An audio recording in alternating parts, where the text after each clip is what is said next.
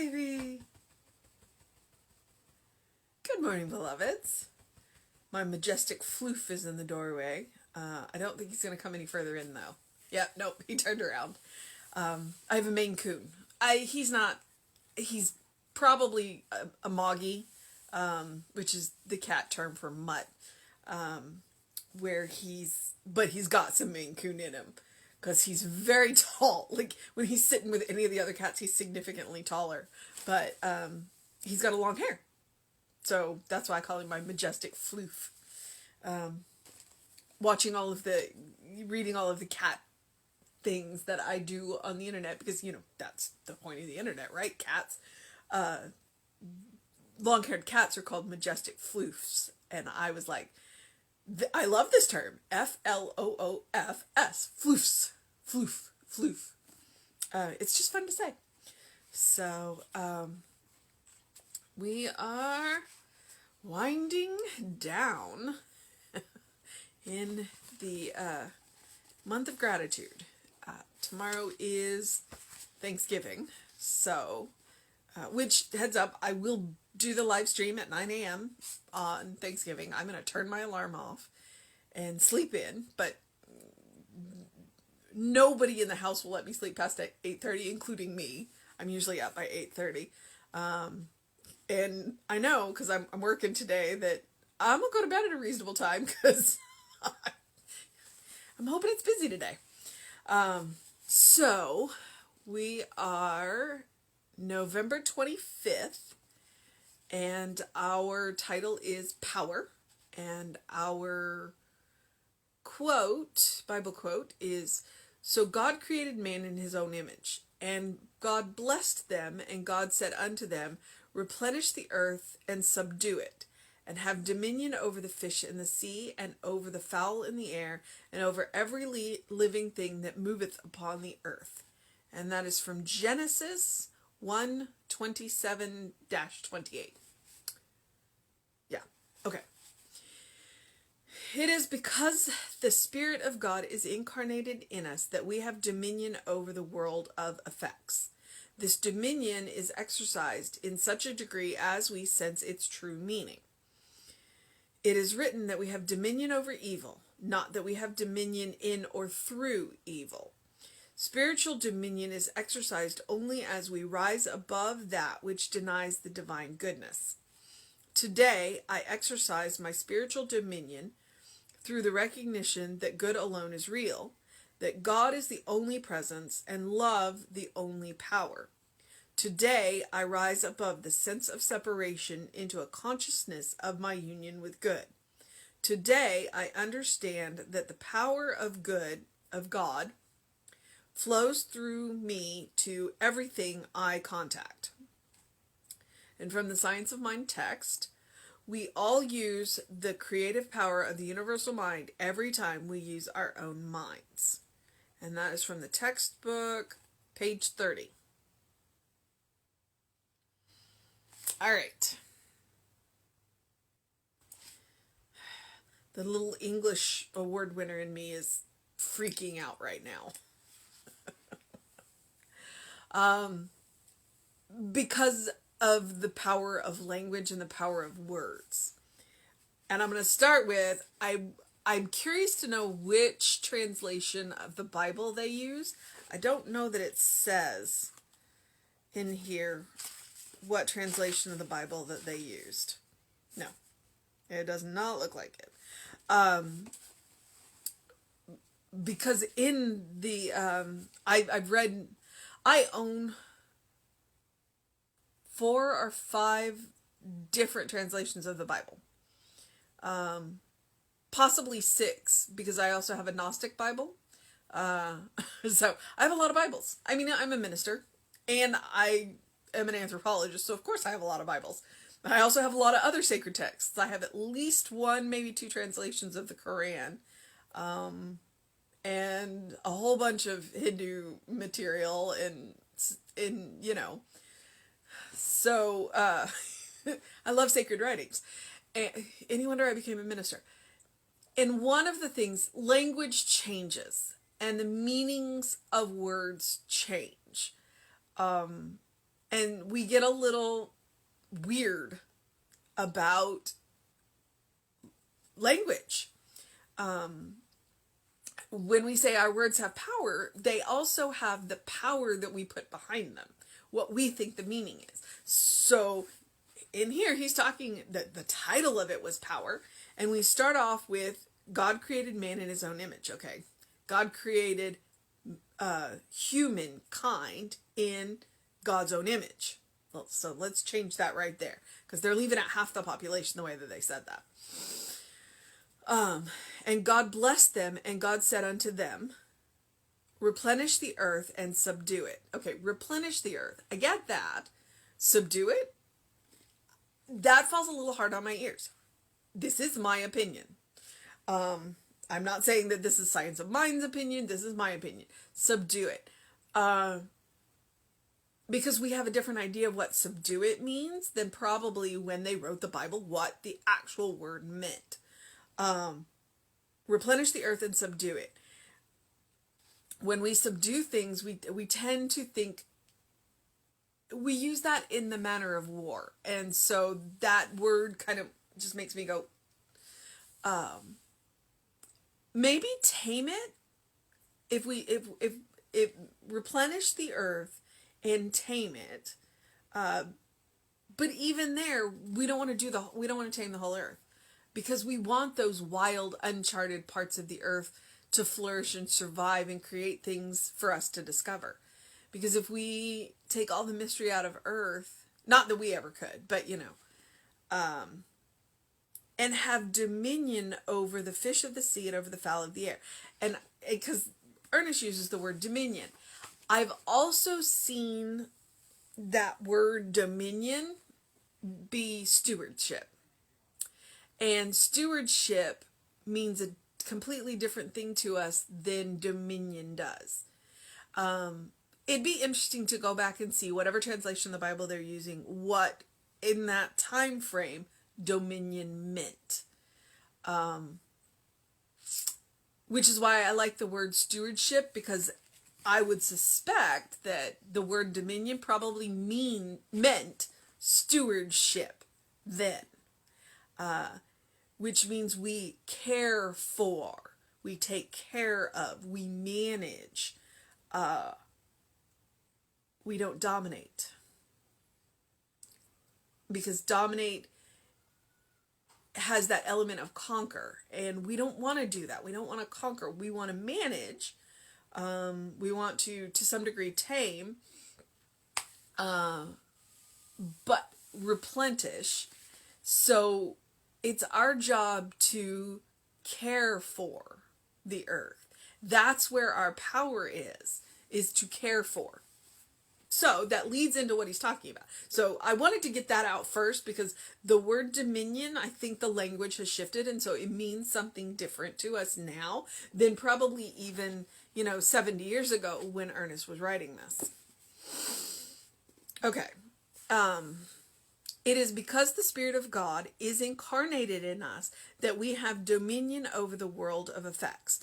Now, in that one, we have stewardship, we have management, we can manage. That may be a better word, manage the world of effects. We can manage the world of effects because the Spirit is incarnated within us, okay? So this management, this dominion is exercised in such a degree as we sense its true meaning. So if I read that again, this management is exercised in such a degree as we sense its true meaning. It is written that we have dominion over evil, not that we have dominion in or through evil. So it is written that we have management over evil. We can manage the effects of evil because evil is an effect. It's not a power, it's an effect. Not that we have management in or through evil, because if we manage in or through evil, then that makes evil into a power. But if we have management or dominion over evil, then that means evil's an effect. And that's a really clear point that we want to make. There is no such power as evil.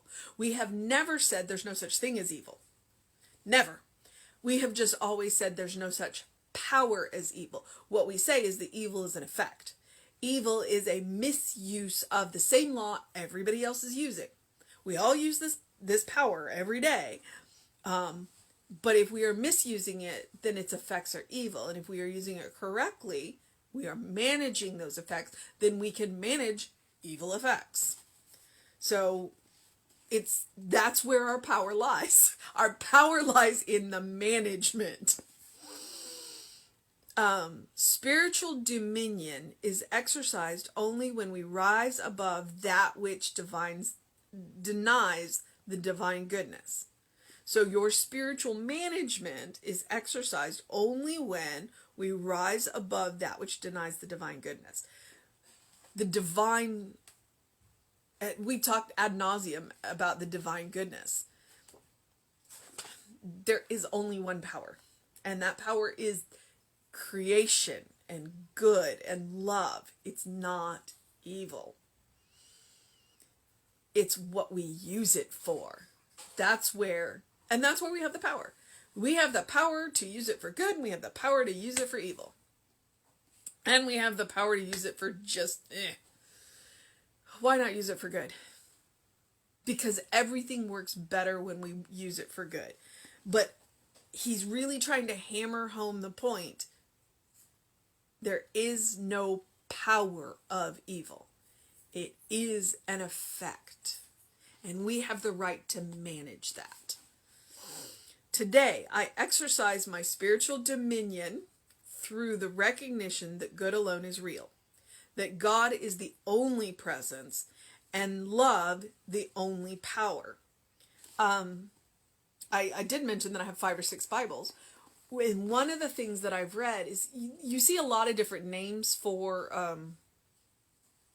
Lucifer, for Satan, for the devil. And most of the time, the devil or Lucifer or Satan, one thing you have to remember is that's an angel.